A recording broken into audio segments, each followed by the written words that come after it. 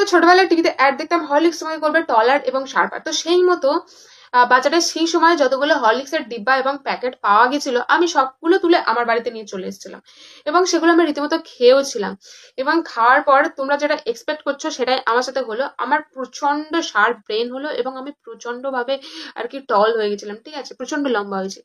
তো এতটাই sharp brain হলো যখন কেউ আমাকে জিজ্ঞাসা করে যে তোর বাবার বোনের ছেলের জামাইবাবু তার ভাই, তোর কে হবে, আমি তাদেরকে এটাই বলি, দেখো অত জটিলতার মধ্যে যাওয়ার কোনো দরকার নেই, প্লেন আঙ্কেল বলে দেবো মিটে যাবে, বা যদি মেয়ে হয় আন্টি বলে দেবো মিটে যাবে, বেশি ভেতরে ঢোকার কোনো প্রয়োজন নেই।